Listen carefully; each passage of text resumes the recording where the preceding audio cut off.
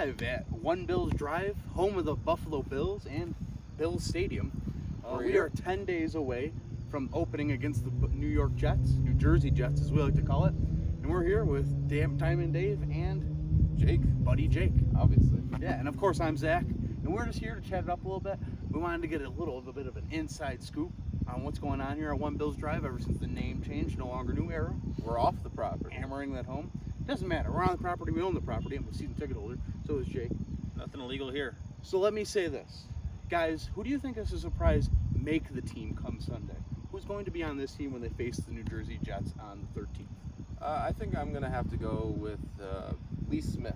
Lee Smith is a surprise keeper, huh? Well, let me explain that here. Bills fans don't have any love for Lee Smith. I am Lee Smith's #1 supporter. Absolutely. He's getting up there in age. I don't have a specific age. I don't have my computer with me. But you have Tyler Croft, who he seems to keep battling an injury. You have Dawson Knox, has to learn how to catch the ball better. He's working on it. But in this scheme right now, there's not going to be another tight end that's going to be able to block for you than Lee Smith can. No, and especially I like it because Cody Ford's still a little wishy-washy. Coming off a flimsy rookie season, we would say.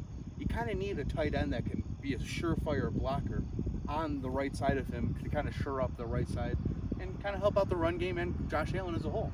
Dave, how do you think is going to be a surprise keeper on the Buffalo Bills come the 2020 season? I think the surprise is already on the team.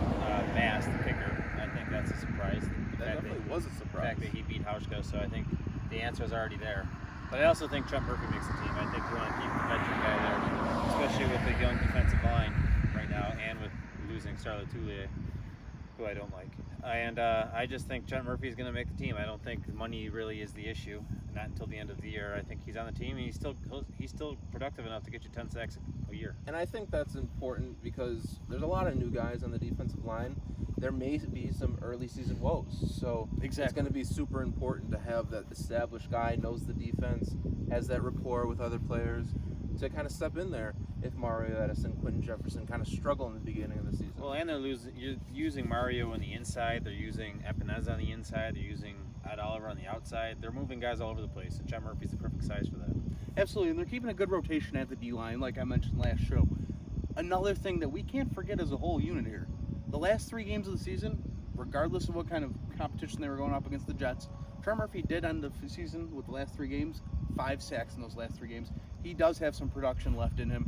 Wonder if the Bills are looking to tap it. Also, though, they are looking to sign Matt Milano. They are looking to sign Trey White. Maybe they can cut him, roll that cap over, and maybe give it to the younger guys. I don't think anyone's getting signed before the season starts here in 10 days.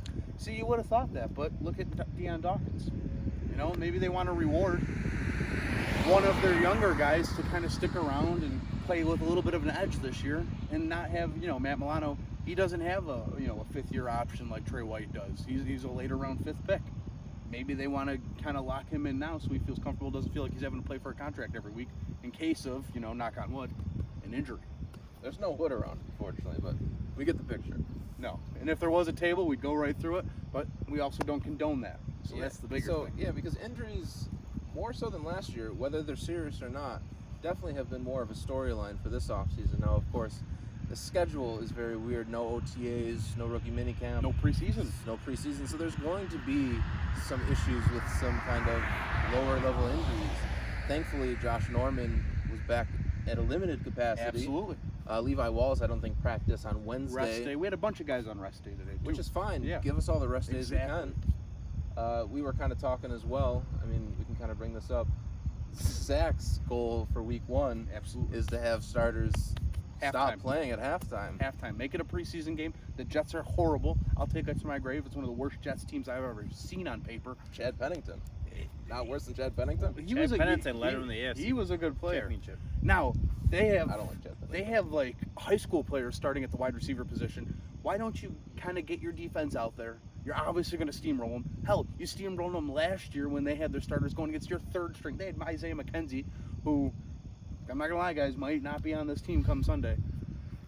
He was out there playing cornerback.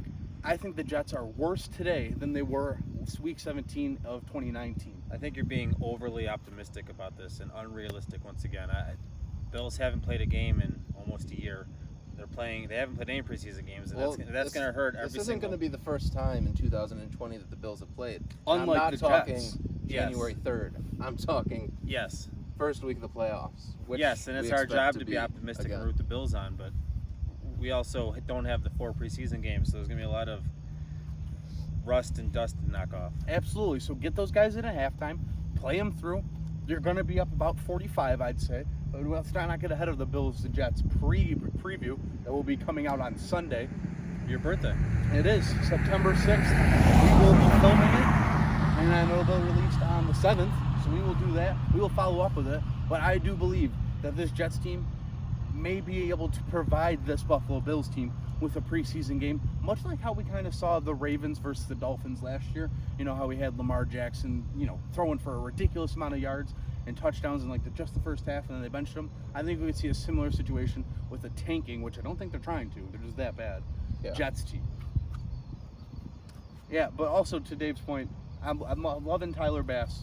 I'm excited that he's going to be on the key. If I had to pick a surprise, I think Davis Webb will be the surprise third quarterback on this team. Wow. I just think his leadership is an important paramount development to Josh Allen. Now they might have to not keep around maybe a guy, say Brian Winters on this team. He has, we all seen the video of AJ kind of pushing him around and, training camp, mini camp, whatever they were calling it at the time. Which, fingers crossed, just shows how well Good AJ the defense. is. I think if you know something we don't, and Fromm isn't making the team, they're keeping 2 quarterbacks. Davis Webb is not making this team.